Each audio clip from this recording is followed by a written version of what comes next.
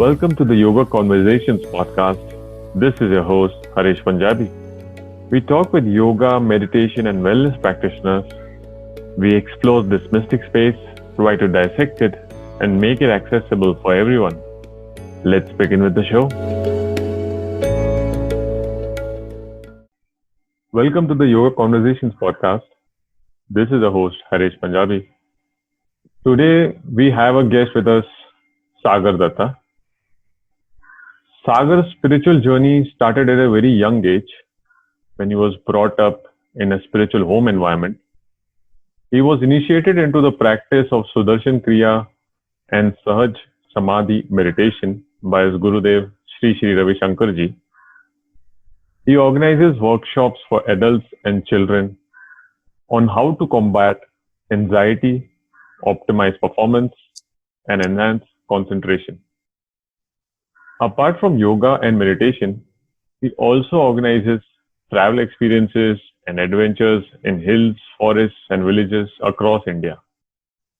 The most special thing is that he looks at life from the lens of experiential learning rather than theoretical learning. So, Sagar, welcome to the show. Thank you so much, Harish, for that very rather generous introduction that you shared.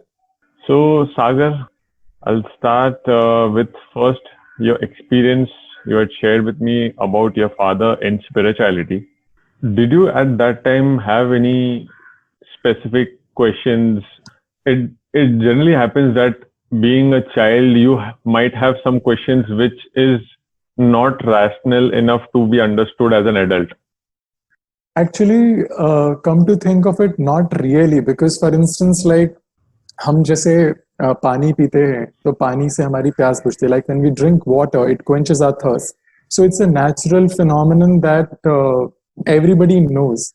So similarly, I feel I never found meditation as something alien or foreign to me.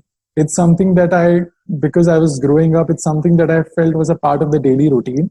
That's nice to hear. Means everyone might not have a similar experience from childhood, but yes, Right. it seems like you had imbibed this feeling within you. So, given you also conduct travel experiences with kids, did you have any childhood experiences which might have helped you in your career? So when I started traveling with children, especially out there in nature and adventure, I was initially a little disheartened to see that the children of today are brought up in a very overprotective environment. I mean, parents That's true. definitely want the best for the children. It's a natural instinct. But when they're brought up in an overprotective environment and they're not given independence, and freedom, and responsibility, I feel they're missing out on something very crucial. So, for example, when I've been traveling with children, we have done certain volunteer projects as well, be it about restoring a library or going into a village and helping the villagers with their agricultural field work, etc. That's right. That's right. Means today's kids haven't experienced whatever we have experienced, let's say till the 90s. Slowly, times have changed so much that taking extra care seems like a norm. Means they have many precautions before these accidents could even take place. Absolutely. I'll share something very interesting with you. So a couple of years ago, I was engaging with this tree climbing expert, and we were actually organizing a tree climbing workshop for children. And he shared with me that there are children who come and ask him that, sir, if I touch this tree, will it hurt me? And I was shocked to hear this. How can it be that, children are not aware that you can touch a tree, you can climb a tree, and it's perfectly normal to do it? For children to be able to understand this and have this, because it is kinesthetic learning. When they learn, Right. they touch the tree, they see if this branch can take my weight or not. So they understand concepts of science through practical experience. That's true. That's true. It's funny that the story which you just mentioned, the kids might have assumed that a tree is like an alien for them. They have never experienced it. Absolutely. There's another thing that he mentioned, that people these days have tree blindedness. So they are oblivious to the fact that when we are walking on the street, even in our cities, that there are trees of different types which are around us. So moving on to my next question, and this is something which I was very keen to ask. How was your first encounter with His Holiness Shri Shri Ravi Shankar Ji? I feel when I first saw him would be that he is so humble and he's so approachable. And whenever he's talking to you, he's 100% with you, you know. So you may imagine that somebody of that stature who has been doing such a tremendous amount of work to perhaps maybe not pay attention. I observed him that he even is so present even when he's taking off his slippers. So he believes in being 100%. So if he's taking off his slippers, he's 100% in the moment with his slippers. If he's talking to somebody, he's 100% in the moment with that person.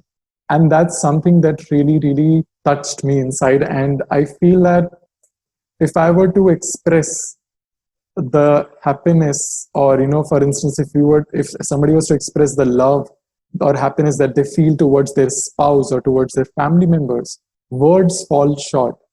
Or with your spiritual master especially, that is how it is, because it is said that if your mother loves you 10 times your father loves you, and your spiritual guru loves you 1,000 times that your mother loves you. That's true. These spiritual gurus, they have in a way directly connected with the universe, so it's not like for them their kin is only important, their family is only important. For them everyone is equal. You mentioned an interesting point about anger during this conversation. So now, let's say you've done your initiation, you've done your practice, you are in your courses now. Do you also have moments of anger even now? And if you do have these moments, what is your first step towards it?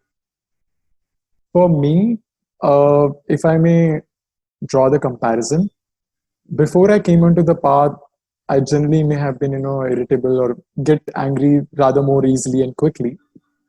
After I came onto the path, there has been a sense of so much of equanimity and peace and stillness within me. So in a moment of when I'm not aware, I may get angry momentarily, but you see, Shri Shri Ravi Shankar Ji says that generally our anger is like a line that you draw on a piece of stone. Like, for example, you see lines which are engraved into a piece of stone on a marble, That's right. which is like forever there, right? So he says that our anger should move in such a manner that rather than being a line on the stone, it should be a line on sand. So if you draw a line on sand, it won't stay for long. And eventually it should come to a point where it is like a line drawn on water. So if you take your finger and draw a line on water, just as you are making that line, it is getting erased. So when you are aware, when I'm in a space of awareness, I have that awareness, I have that understanding that, okay, this anger is arising. Why is this anger arising? Is it arising because of what the other person said? Is it arising because I have a certain expectation from that person? Is it arising because I ate something which is affecting my inner metabolism? So rather than holding other people responsible for my feelings and emotions, I take responsibility for it. And I'm able to deal with that situation in a far more empowered manner. There's a popular notion is that we ought to control certain emotions, but the natural flow of emotions is to flow. And when we allow ourselves to live our life in totality, express all emotions in a healthy manner, that is what leads to a fulfilled life. So even if it comes to anger, for instance, there are times when you supposedly either have to get angry or show anger. Gurudev Shri Shri Ravi Shankar Ji says something very beautiful. He says, if you wish to get angry, get angry from your throat, not from your heart. So only in your speech you may express anger. So Sagar, we have come to the end of our show.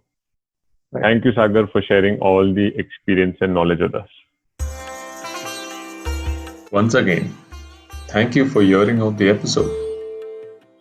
All topics with their respective links and our email IDs will be available in the show notes. See you in the next episode.